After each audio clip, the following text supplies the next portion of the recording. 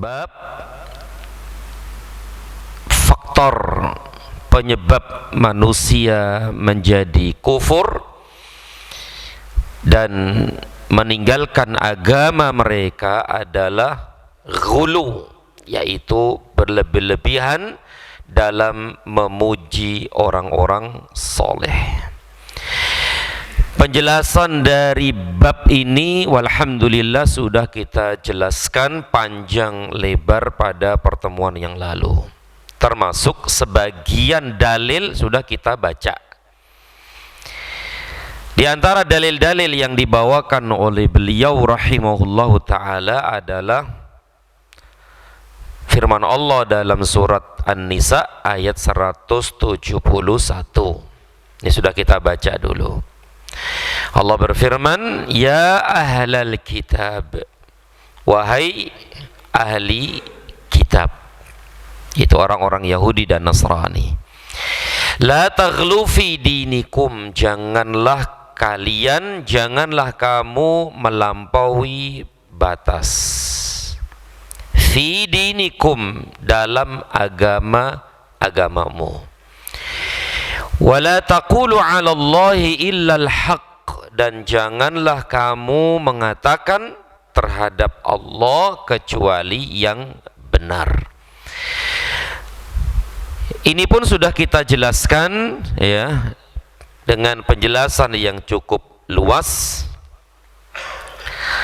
Kemudian di antara dalil yang sudah kita baca juga adalah hadis sahih diriwayatkan oleh Imam Al-Bukhari rahimahullah tentang tafsir dari Ibnu Abbas berkaitan dengan firman Allah dalam surat Nuh ayat 23. Allah berfirman, wa qalu la tadharunna alihatakum wa la tadharunna wala suwa'a wala yaghutha wa ya'uqa wa nasra.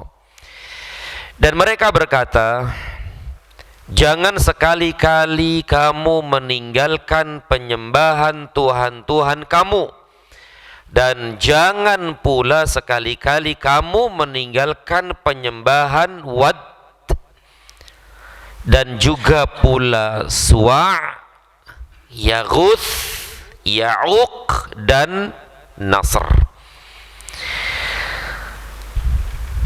Ibnu Abbas radhiyallahu ta'ala anhuma mengatakan, menafsirkan firman Allah yang mulia ini dengan berkata, ini adalah nama-nama orang saleh dari kaum Nabi Nuh. Ini adalah nama-nama orang-orang saleh, yaitu tadi Wad, Suwa', Yaghuth, Ya'uq dan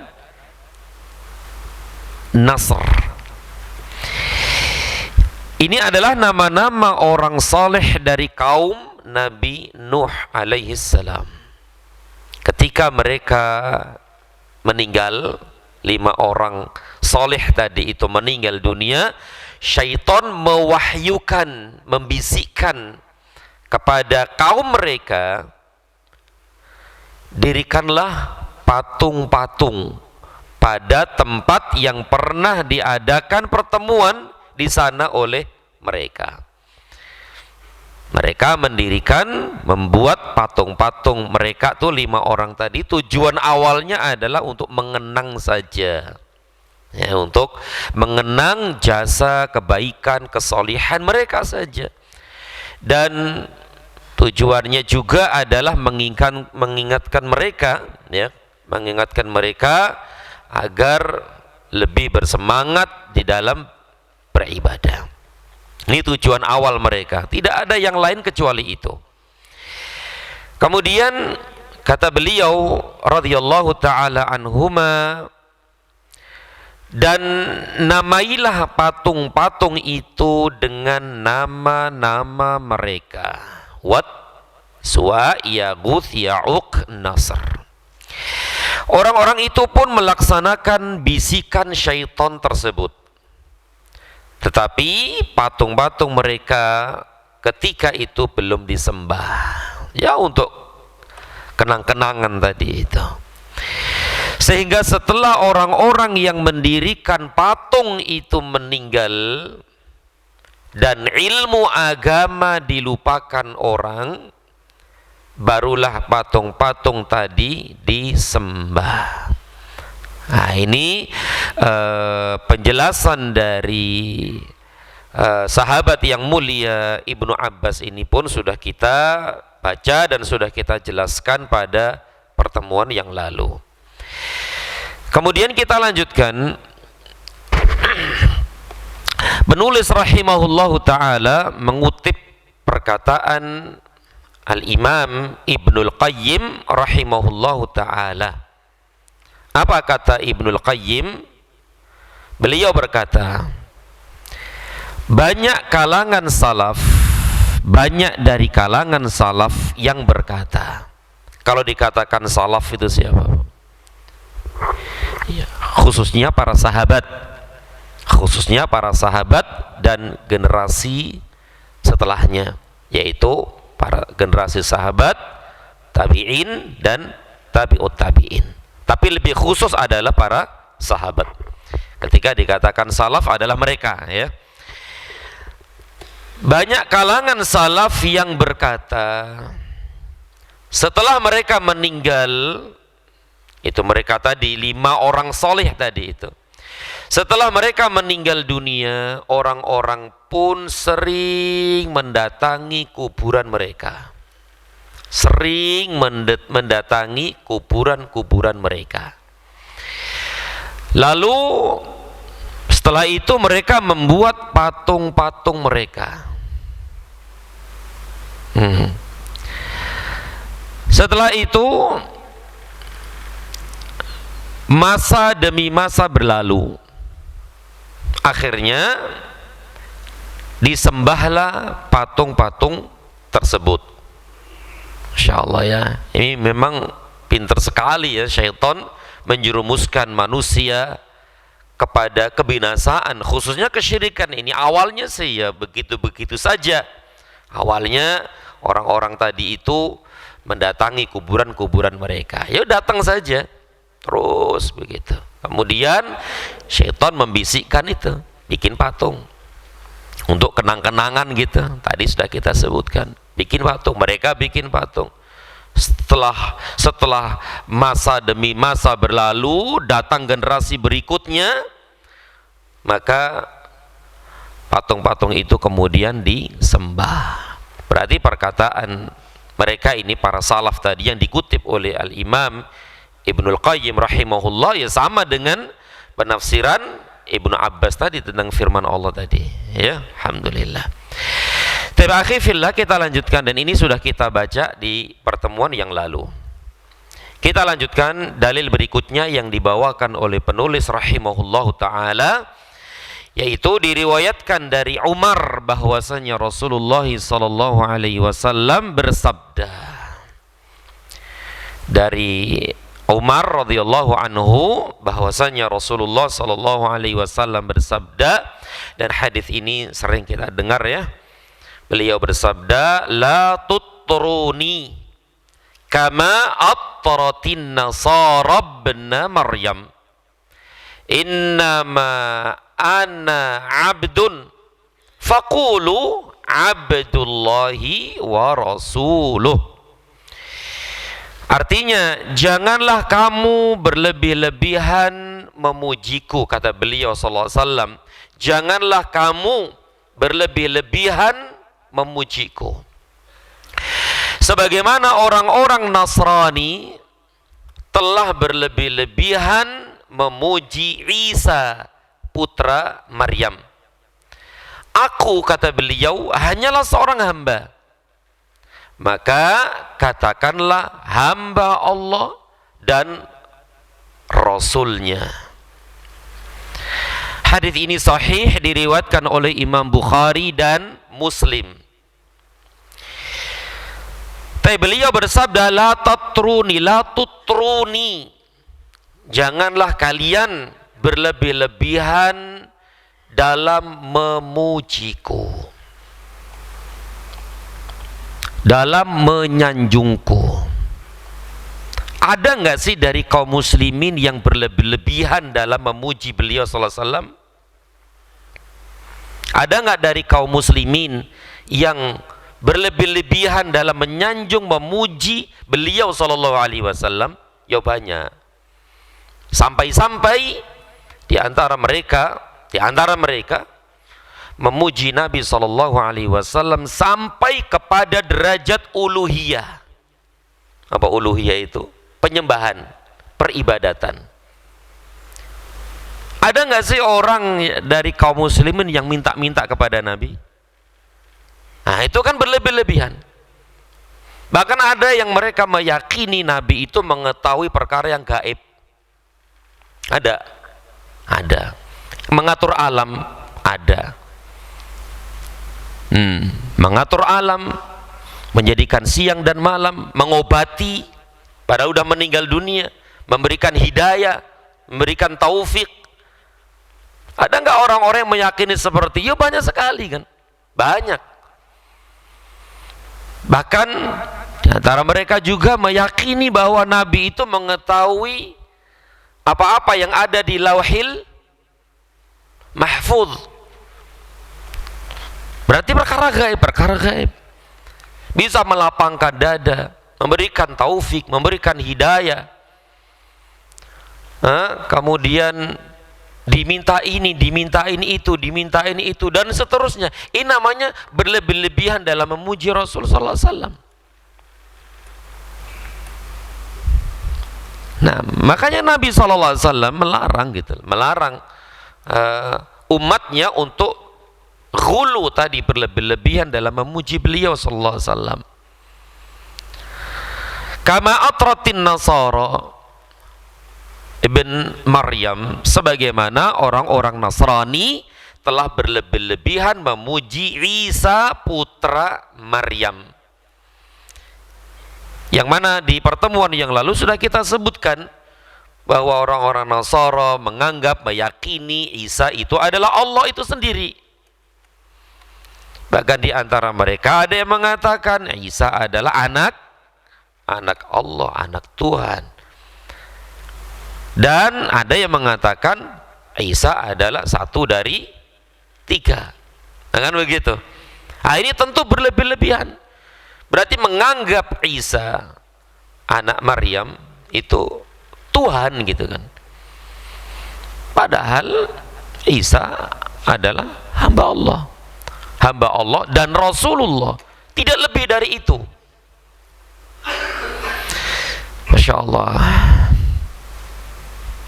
Ini Nabi SAW sudah mewanti-wanti dari 1500 tahun yang lalu.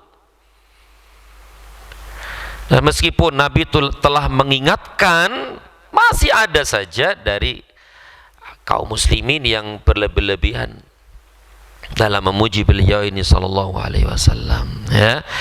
Jadi beliau bersabda, janganlah kalian berlebih-lebihan memujiku sebagaimana orang-orang Nasrani telah berlebih-lebihan memuji Isa putra Maryam. Kata beliau sallallahu alaihi wasallam, innama ana abdun. Nah, ini beliau lebih menegaskan lagi bahwasanya, kata beliau, aku hanyalah seorang hamba. Hamba siapa? Hamba Allah, Abdullah. Sebagaimana Isa adalah hamba Allah, sebagaimana Isa juga adalah Rasulullah. Dan di sini Nabi SAW mengatakan, aku hanyalah seorang hamba. Berarti hamba seperti kita enggak? Ya seperti kita. Allah Subhanahu wa taala memuji nabinya sallallahu alaihi wasallam dengan sebutan hamba, hamba Allah. Hamba Allah. Kenapa Nabi sallallahu alaihi wasallam dipuji oleh Allah Subhanahu wa taala dengan sebutan abdun, hamba? Allah Subhanahu wa taala memuji Nabi, memuji beliau sallallahu alaihi wasallam sebagai seorang hamba karena kuatnya penghambaannya kepada Allah Subhanahu wa taala. Bahkan tidak ada seorang pun yang bisa mengalahkan, yang tidak bisa menandingi penghambaan dan ibadah beliau sallallahu alaihi wasallam. Hanya Allah Subhanahu wa taala memuji beliau dengan hamba. Kita sering mendapati dalam Al-Qur'an Allah menyebut Nabi dengan Abdullah, kan begitu. Abdullah, hambanya, hamba Allah. Karena subhanallah, beliau ini seorang hamba yang sangat kuat ya penghambaannya kepada Allah Subhanahu wa taala. Bahkan sekali lagi tidak ada seorang pun yang bisa menandingi beliau dalam penghambaan dan dalam ibadahnya kepada Allah Subhanahu wa taala. Dan sering kita mendengar, membaca hadis Aisyah radhiyallahu taala anha, dan pernah juga kita sebutkan di majelis yang mulia ini bahwa Nabi SAW sholat malam ya sampai kakinya bengkak, kan begitu. Saking apa nih Pak? Ya, saking lamanya berdiri beliau SAW, saking lamanya ruku, saking lamanya sujud, saking lamanya duduk, sampai kedua kaki beliau sallallahu alaihi wasallam bengkak. Ini diceritakan oleh ibunda kita Aisyah radhiyallahu taala anha. Masya Allah. Kemudian dikatakan, ya Rasulullah, lima fa'alta hadza, kenapa engkau melakukan ini wahai Rasulullah? Padahal kesalahan-kesalahanmu, dosa-dosamu, kesalahan-kesalahanmu telah diampuni oleh Allah, baik yang lalu maupun yang akan datang, kan begitu. Apa sabda beliau? Afala akunu abdan syakura, tidak bolehkah aku menjadi hamba-hamba yang bersyukur? Masya Allah, begitu kuat penghambaan beliau kepada Allah dan begitu kuat ibadah beliau sallallahu alaihi wasallam. Makanya Allah Subhanahu wa taala memuji beliau dengan menyebut hamba. Meskipun kita juga hamba, kan? Sama-sama kita juga hamba Allah. Yaitu kita beribadah kepada Allah. Bahkan disebutkan dalam hadis Hudzaifah, ya, hadis Hudzaifah, bahwa dia pernah ikut sholat bersama Nabi sallallahu alaihi wasallam, itu sholat malam, kan gitu.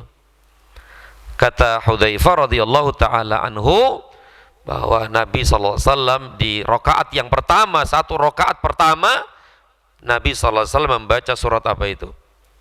Al-Baqarah, kan gitu. Setelah Al-Fatihah tentu ya. Al-Baqarah. Kemudian selesai? Enggak. Surat apa lagi? Ali Imran. Terus surat apa lagi? An-Nisa. Masya Allah, 3 surat ya, dibaca beliau sallallahu alaihi wasallam dalam satu rakaat gitu loh. Gimana Pak? Ya, berapa juz itu?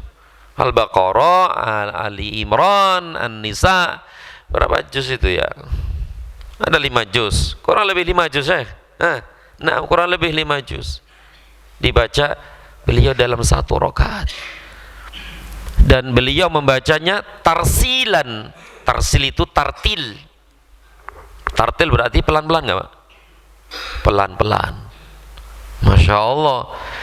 Tidak hanya pelan-pelan, tidak hanya tartil, beliau setiap kali melewati ayat rahmat, beliau berhenti dan mohon rahmat kepada Allah. Dan tidaklah beliau melewati ayat-ayat azab, beliau berhenti dan minta perlindungan kepada Allah dari azabnya. Sudah 5 juz sekian ya, kurang lebih 5 juz, kemudian tartil, kemudian berhenti. Gimana itu Pak? Masya Allah. Ya benar-benar beliau itu abdun. Kuatnya ibadah beliau ini kepada Allah. Tidak ada orang yang bisa menandingi beliau. Kemudian rukuknya saja, kata Hudzaifah, hampir sama dengan berdirinya. Rukuknya nih hampir sama dengan berdirinya. Kemudian iktidal pun sama, hampir sama dengan rukuknya, sujudnya dan seterusnya. Itulah kuatnya ibadah beliau sallallahu alaihi wasallam kepada Allah Subhanahu wa taala. Makanya benar bahwa beliau pernah bersabda, sesungguhnya ana atqakum lillah, aku adalah orang yang paling bertakwa kepada Allah, dan aku adalah orang yang paling takut kepada Allah. Nah, itu dia kenapa Allah Subhanahu wa taala memuji beliau dengan sebutan abdun. Oleh karena itu, sering kita menemukan dalam ayat-ayat Al-Qur'an Allah menyebut beliau dengan abdun. Misalnya firman Allah dalam surat Al-Isra ya, ayat pertama itu, subhanalladzi asra bi'abdihi lailam minal masjidil harami ilal masjidil aqsa, dan seterusnya. Subhanalladzi, maha suci Allah yang telah menjalankan hambanya. Siapa yang dimaksud dengan hambanya di sini? Hah? Rasulullah sallallahu alaihi wasallam. Allah tidak menyebutkan Muhammad, tidak, tapi Allah menyebutnya dengan Abdullah. Subhanalladzi asra bi'abdihi, hambanya. Itu beliau sallallahu alaihi wasallam. Yaitu dalam peristiwa Isra Mi'raj.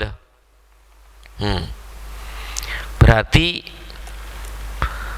beliau naik ke atas langit itu adalah jasad dan ruh.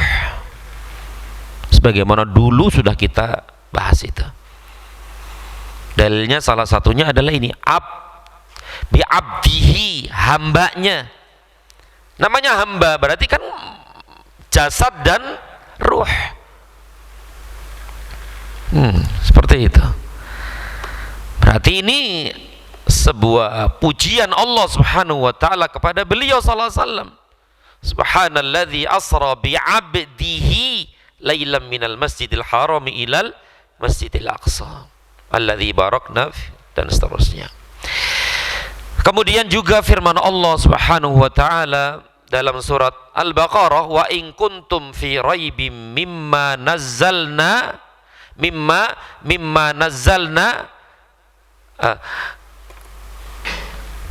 ala abdihi wa in kuntum fi raibim mimma nazzalna ala abdina fa'tu bi suratin min mithli wad'u syuhada'akum, dan seterusnya. Wa in kuntum fi raibin, jika kalian merasa ragu tentang Al-Qur'an, mimma nazzalna, dari apa-apa yang telah kami turunkan, wa in kuntum fi raibi mimma nazzalna ala abdina, hamba kami, hamba Allah tuh, yang telah kami turunkan kepada hamba kami. Siapa maksudnya? Rasulullah sallallahu alaihi wasallam. Nah, ini adalah pujian-pujian Allah Subhanahu wa taala kepada beliau sallallahu alaihi wasallam dengan menyebut abdun, kadang-kadang bi'abdihi, ya, abduna, dan seterusnya. Masya Allah. Oleh karena itu, beliau adalah, kalau beliau adalah hamba berarti manusia. Ya, manusia seperti kita. Seperti kita. Ya, butuh apa? Butuh makan, butuh minum, ya, butuh istirahat, butuh tidur, menikah, punya anak, punya keluarga. Kemudian apa? Pernah sedih, senang, tertawa, menangis, sama dengan kita, manusia. Insya Allah ya. Jadi beliau adalah hamba. Beliau tegaskan, innama ana abdun, aku hanyalah seorang hamba. Kalau memang beliau adalah seorang hamba, berarti beliau tidak memiliki sifat uluhiyah. Beliau tidak memiliki sifat uluhiyah, yaitu tidak berhak untuk disembah. Ya, tidak berhak untuk disembah. Kemudian kita lanjutkan, beliau SAW melanjutkan, faqulu, hendaklah kalian memanggil, mengatakan Abdullahi wa rasuluh. Ya, maka katakanlah Abdullah, hamba Allah, wa rasuluh, dan rasulnya. Berarti beliau pertama Abdullah, hamba Allah, yang kedua wa rasuluh, yaitu rasulnya, rasul Allah, utusan Allah. Berarti kalau memang beliau adalah seorang Rasulullah, utusan Allah, maka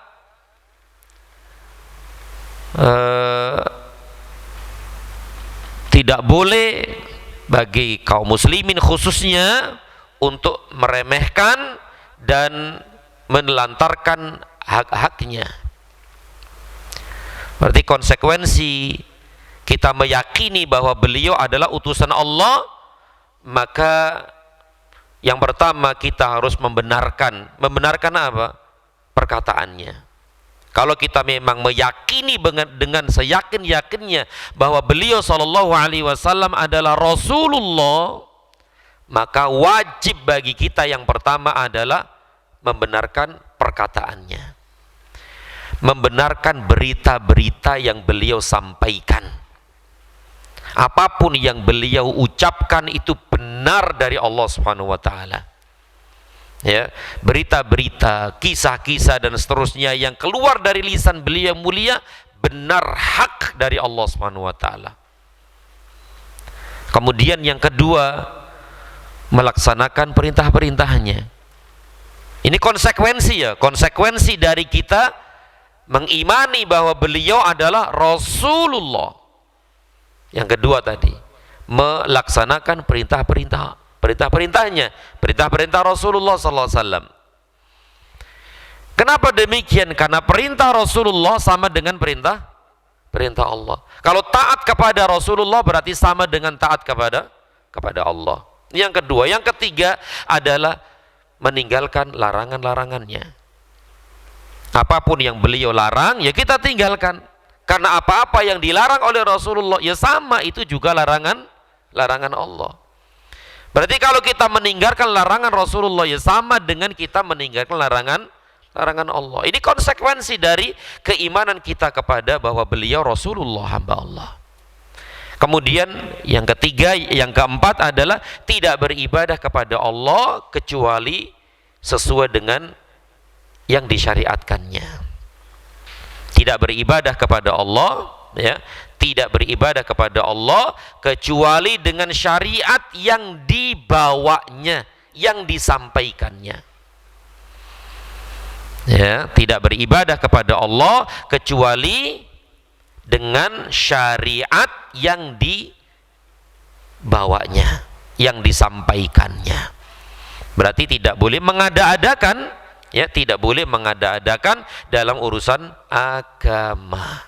Inilah 4 konsekuensi dari keimanan bahwa beliau adalah Rasulullah, hamba Allah.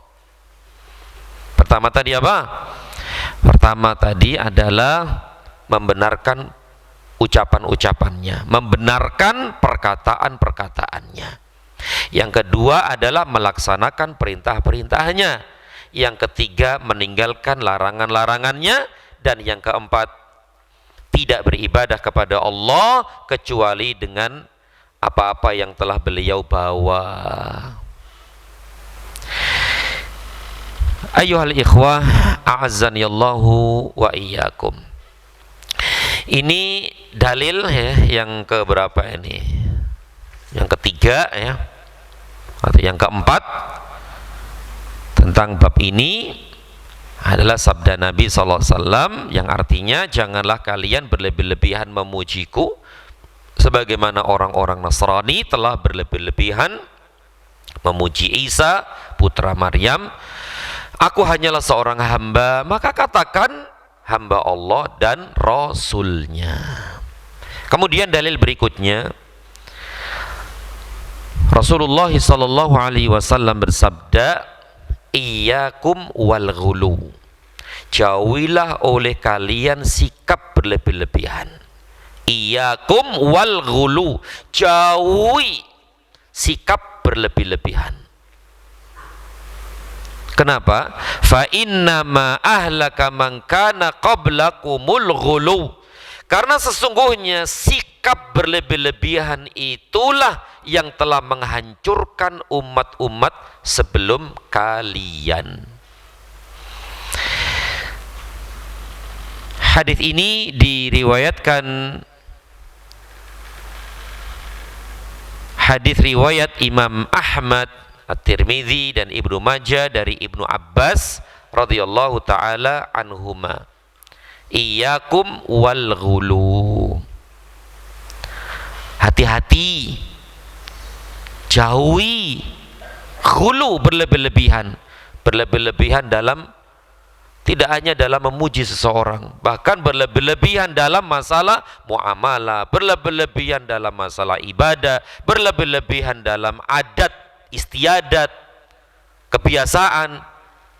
Semuanya kalau yang berlebih-lebih itu nggak baik kan, gitu Pak ya. Gitu Pak ya. Pokoknya yang namanya berlebih-lebihan itu nggak baik.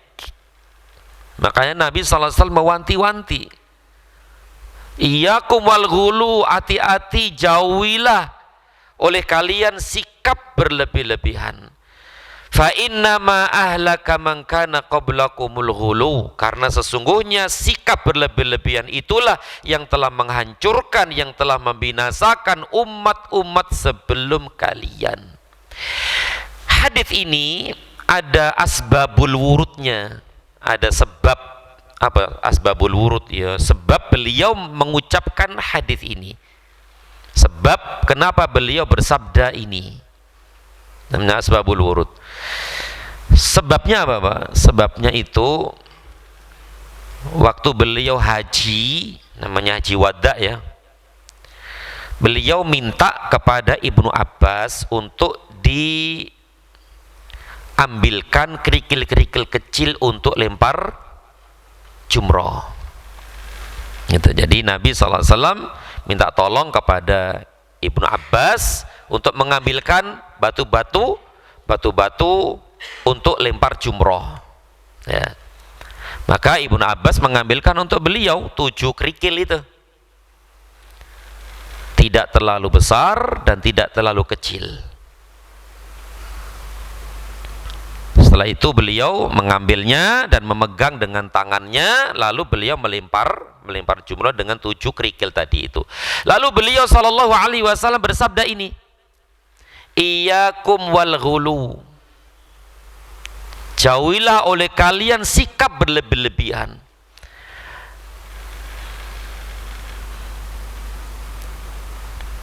Berarti waktu itu sikap berlebih-lebihannya adalah batunya jangan besar-besar. Ini berlebih-lebihan, ini gede gitu kan, Masya Allah. Bahkan ada yang pakai apa, sendal, pakai sepatu, pakai apa lagi Pak? Mereka membayangkan bahwa melempar jumrah itu melempar apa Pak? Setan. Sehingga mereka itu Masya Allah seakan-akan benar-benar setan itu diikat di situ kan, sehingga batu besar itu Masya Allah, atau sendalnya dicopot, sepatunya dicopot untuk ngelempar itu. Ini ghulu namanya, berlebih-lebihan, dan ini dilarang oleh Rasul sallallahu alaihi wasallam. Dalam masalah ini saja Nabi melarangnya gitu. Masya Allah. Nah ini kan kisahnya kan sangat masyhur, yang waktu itu kan memang Nabi Ibrahim melempar seton kan, melempar seton. Waktu itu kan beliau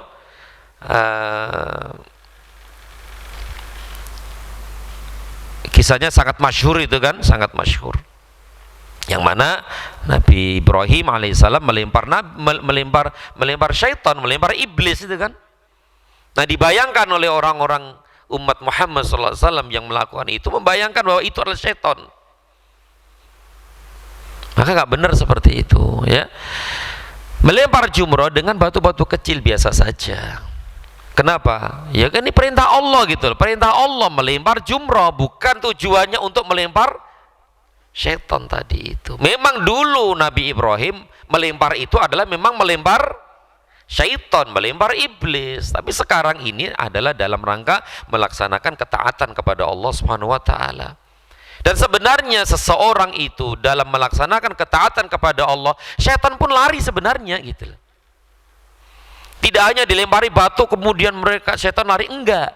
Dengan melaksanakan perintah Allah, yaitu melempar batu dengan batu kecil tadi itu, secukupnya tadi itu sudah menggetarkan hati, menggetarkan siapa? Menakut-nakuti siapa? Iblis dan syaitan. Sebenarnya itu sudah seperti itu. Nah, ini di sini Nabi SAW melarang umatnya untuk bersikap ghulu, dan beliau bersabda ini dalam masalah kerikil gitu, dalam masalah kerikil gitu. Nabi saja melarang itu. Ya, iyyakum wal ghulu, hati-hati, jauhi sikap ghulu, karena sesungguhnya sikap berlebihan itulah yang telah menghancurkan, membinasakan umat-umat sebelum kalian. Kemudian akhifillah a'azanillahu wa iyyakum, terakhir dalil yang dibawakan oleh penulis rahimahullahu taala adalah hadis Ibnu Mas'ud, ya, diriwayatkan oleh Muslim rahimahullah, bahwasanya Rasulullah sallallahu alaihi wasallam bersabda, halakal mutanatti'un, halakal mutanatti'un, binasalah orang-orang yang berlebihan, orang-orang yang berlebihan, binasalah orang-orang yang berlebihan tindakannya. Dan beliau menyebutkan itu tiga kali. Halakal mutanatti'un, halakal mutanatti'un, halakal mutanatti'un, binasa, celaka orang-orang yang berlebihan. Ya, yang berlebihan, celaka orang yang berlebihan, celaka orang-orang yang berlebihan. Dan berlebihan ini bukan hanya masalah ini saja, masalah muamalah, masalah ibadah. Sebagaimana hadis yang sering kita dengar itu, 3 orang yang bertekad kuat untuk tidak tidur. Ngapain? Sholat, ya, sholat malam terus. Satunya lagi apa? Puasa terus, tidak pernah berbuka, puasa terus. Satunya lain apa? Satu yang lainnya apa? Tidak menikah, kan gitu, menjauhi wanita-wanita, tidak menikah.